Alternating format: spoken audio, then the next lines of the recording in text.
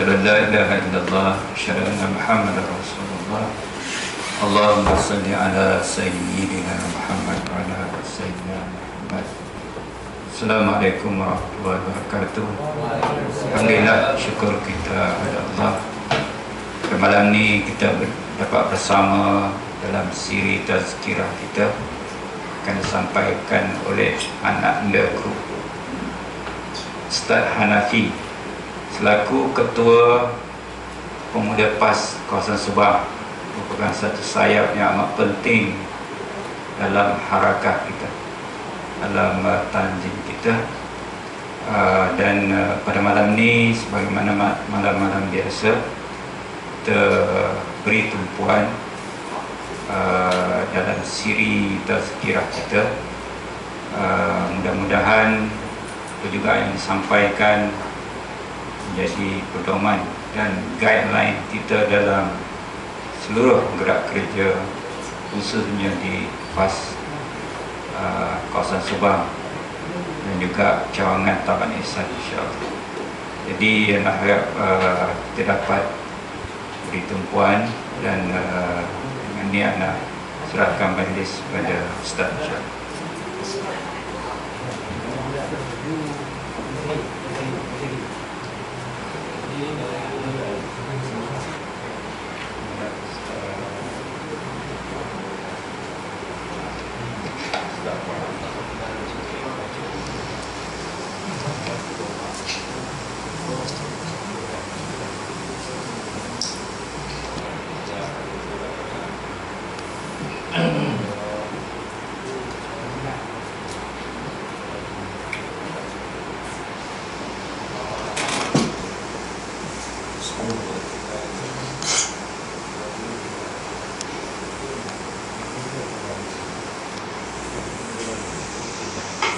Sallallahu Sayyidina Muhammad wa ala alihi Sayyidina Muhammad.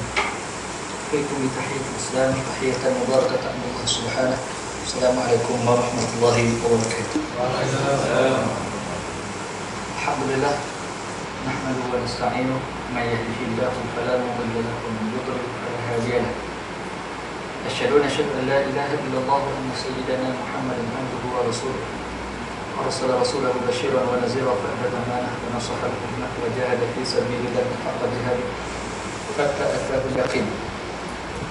وقال الله سبحانه وتعالى في محكم التنزيل بعد أعوذ بالله من الشيطان الرجيم وقدمنا إلى ما عملوا من عمل فجعلناه هباء منثورا. صدق الله العظيم.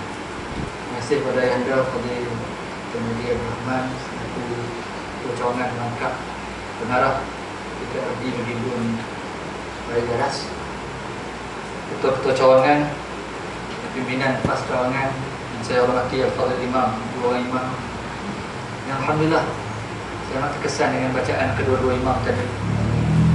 Di antara kalau tuan-tuan faham, imam yang pertama perbincangan yang dibaca berkaitan dengan jihad, janji Allah Subhanahu wa ta'ala kepada mereka yang berjihad di jalan Allah Subhanahu wa ta'ala, dan tidak pernah rugi pun sekalipun mereka berjuang. Wala taqulu liman yuqtal fi sabilillahi amwata bal 'inda rabbihim yurzaqun. Antara ayat yang dibacakan oleh Al-Fatihah, jangan kamu menyangka orang yang mati syahid itu mati di sisi Allah. Bahkan di sisi Allah, Allah berikan rezeki kepada mereka. Inilah di antara cita-cita yang cukup tertinggi dalam kita sebagai mukmin. Banyak janji-janji Allah Subhanahu wa ta'ala. Kata sesiapa yang ingin memberikan kemudaratan kepada Allah dan yadurruh. Ayat juga disebut oleh imam yang pertama. Ayat yang cerita yang dibacakan oleh Fadil Imam yang kedua berkaitan juga dengan janji Allah Subhanahu wa ta'ala. Banyak pesanan-pesanan yang berkaitan dengan iman. Terima kasih. Alhamdulillah, boleh jadi di antara ayat-ayat yang dibaca kita akan cuba bincangkan sebagai tazkirah ringkas kita pada malam ini. Tuan-tuan yang dirahmati Allah sekalian, Allahumma shalli ala sayyidina Muhammad wa ala ali sayyidina Muhammad. Baik, kita dah masuk malam yang ke-18. Hari ini ramai orang buat dalam satu wall bicara tentang nuzul Quran.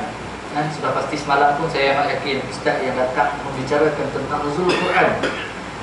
Inna nahnu nazzalna dzikra wa inna lahu lahafizun. Ini janji Allah yang Allah sebut dalam Quran, kamilah turun Quran, kamilah yang akan menjaga. Sehingga kini tidak pernah berlaku dan tidak pernah berjaya proses penyelewengan terhadap Al-Quran sehingga sekarang. Sebab itu tuan-tuan sekalian, Al-Quran yang Nabi tinggalkan kepada kita, Nabi bukan Nabi sahaja, bahkan Allah beri jaminan Allah akan jaga sampai akhir zaman, tidak ada penyelewengan. Artinya apa? Artinya ia adalah perkara benar dan sudah pasti memberikan satu jaminan dalam kehidupan kita bahawasanya Al-Quranlah di antara petunjuk yang paling tepat untuk kita jadikan petunjuk hidup.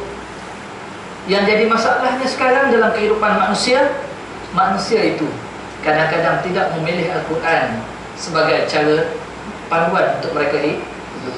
Tuan-tuan hadirin muslimin muslimat yang dirahmati Allah sekalian, nah, ini program pertama dalam sejarah Ramadan pada kali ini. Dan saya sungguh bila Syam hantar mesej kata Ustaz, datanglah salah satu tarikh di Tamesan. Kata subhanallah, salah satu cawangan yang menghidupkan cawangan sepanjang Ramadan. Tuan-tuan carilah satu tempat. Sehingga kini hari yang ke-17, malam ni malam ke-18, saya tak pernah sampai lagi program yang diaturkan oleh Pak Cawangan. Soalan saya tadi, kenapa kita buat di cawangan, tidak pergi menghadiri surau masjid? Soalan tu. Kenapa? Kacau lah. Ingat ke? Kami nak tanya. Ustaz nak tanya. Saya nak tanya. Kenapa kita buat di cawangan, tidak buat di surau, tidak menghadirkan di surau, di masjid kita dekat surau kita pun dekat. Kenapa kita buat di markas? Ya? Menyemarakkan markas. Ada soalan? Dah jawapan. Kalau tidak nanti sia-sia tuan-tuan, habis bulan Ramadan buat taman saja. Tak ada apa. Sebab tu saya tanya, sebelum kita mengakhiri bulan Ramadan, baik saya tanya, masuk malam 18 ni. Dan kenapa kita tak pergi ke surau? Taman Islam, pas ke buat, kita ada option, boleh buat choice pilihan. Boleh pergi ke surau, kita boleh pergi masjid. Kenapa kita datang ke sini? Sudah pasti kalau nak imarah, kalau lebih banyak berimarah lagi surau mas, masjid dengan moreng dan sebagainya. Persoalannya why?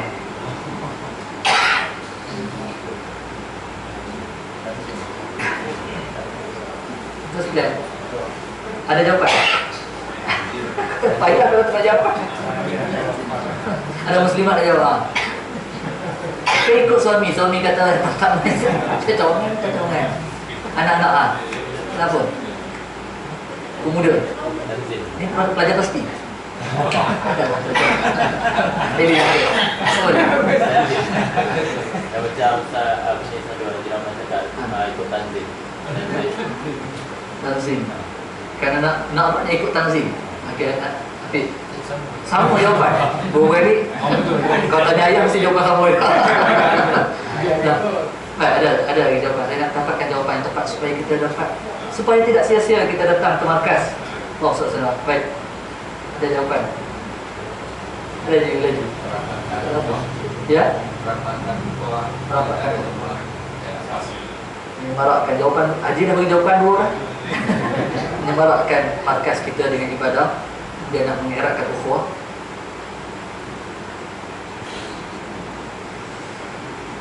Kita pernah dengar tak kataan pimpinan sebut, kerja kita ni kerja jihad.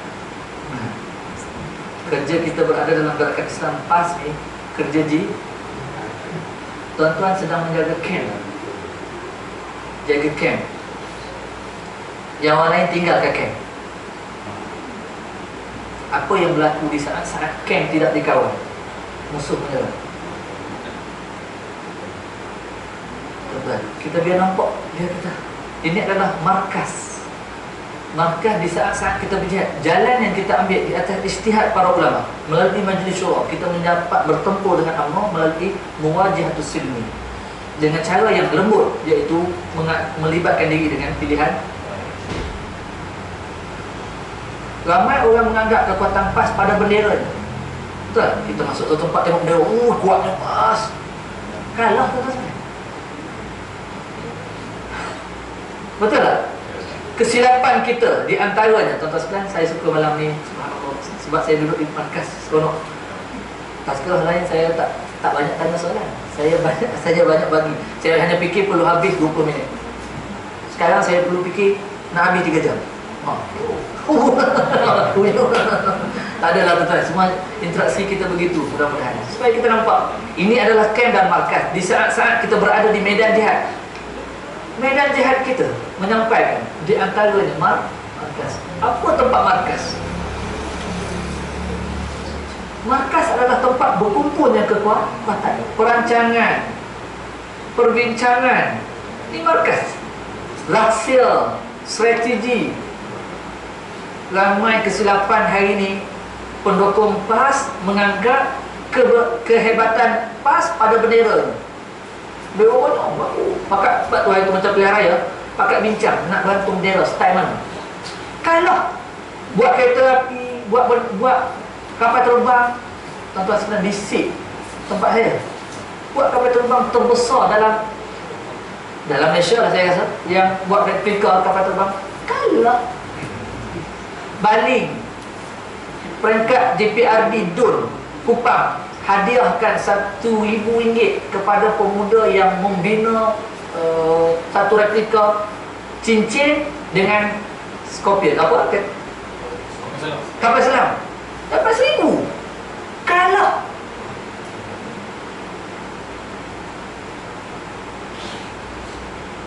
PAS bukan dilihat kekuatannya pada banyaknya bendera. PAS bukan dilihat pada like pada Facebook.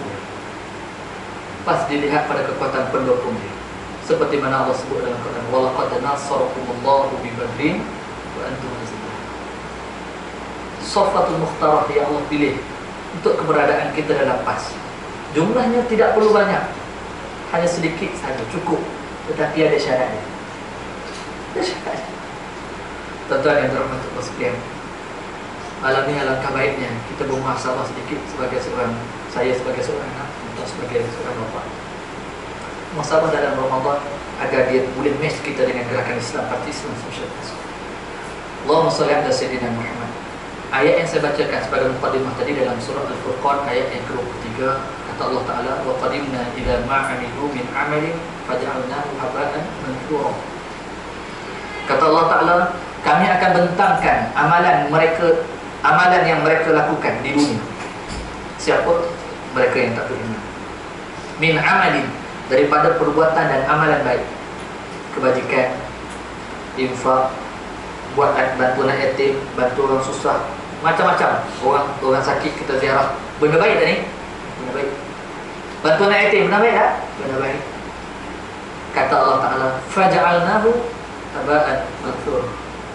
Tetapi malangnya di akhirat kelak, kata Allah Ta'ala, kami jadikan amalan baik yang mereka lakukan seperti debu-debu yang berterbangan di atas langit. Katanya diterbangkan oleh tak ada apa pun di sisi Allah Subhanahu Wa Ta'ala. Tidakkah perlu kita rasa risau sedemikian rupa sepanjang kita beribadah dalam bulan Ramadan, apatah lagi kita berjuang di jalan Allah dalam parti Islam Malaysia PAS. Kita bimbang setiap perbuatan yang kita lakukan diibaratkan seperti debu-debu yang diletakkan di atas angin. Tak ada apa. Tuan-tuan sekalian, artinya dalam amalan kita ni ada yang Allah terima, ada yang Allah tolak. Ada yang Allah terima, ada yang Allah tolak. Apa bukti dia? Allah sebut cerita tentang Nabi Adam AS bersama dengan anak dia. A'udzubillahi minasyaitonirrajim.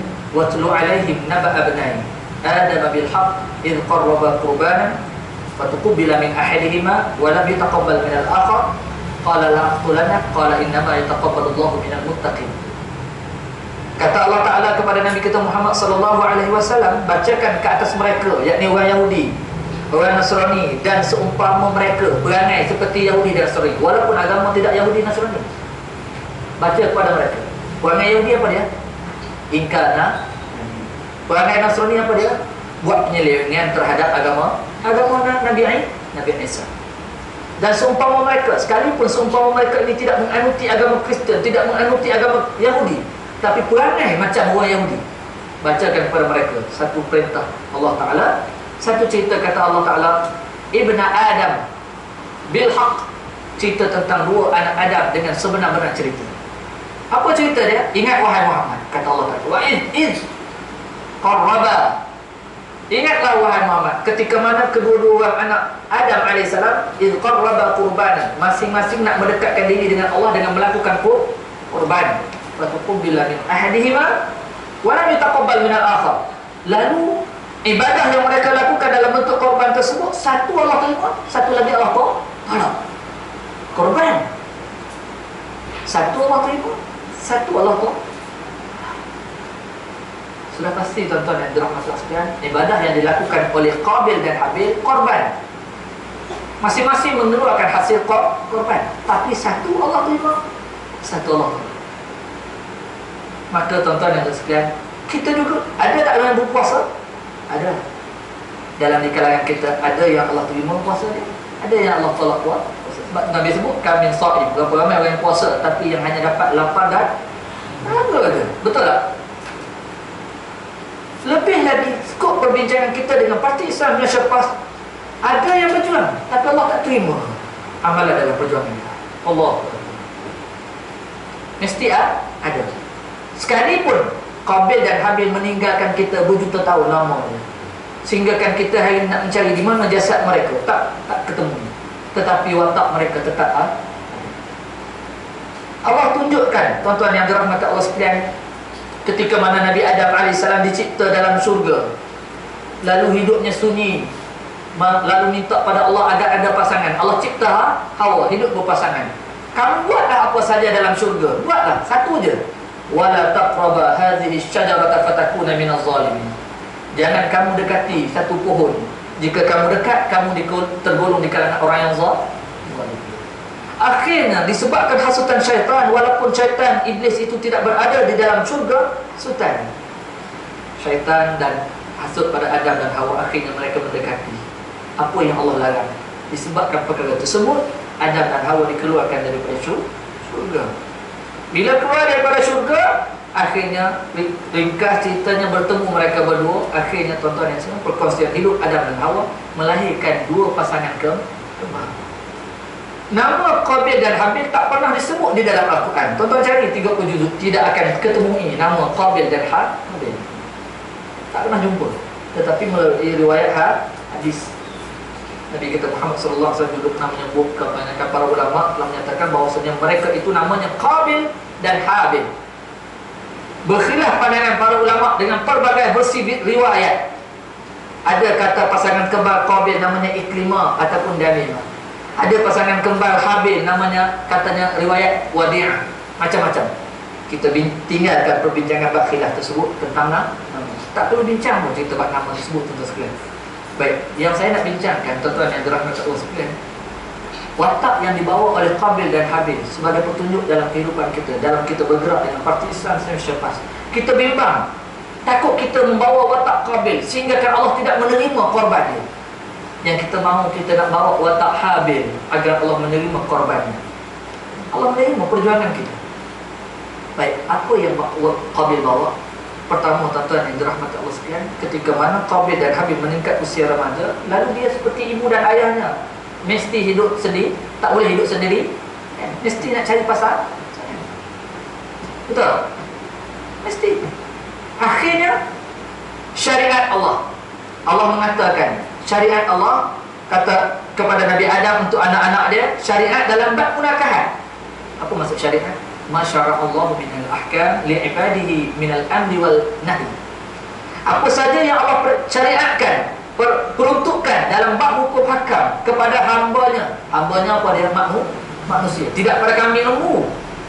Tak, kambing lembu tak wajib puasa. Kan? Tak wajib puasa. Sebab tu kalau kita tengok Jais kenapa tangkap lembu ni tak puasa. Bodoh. Lembu tak wajib puasa.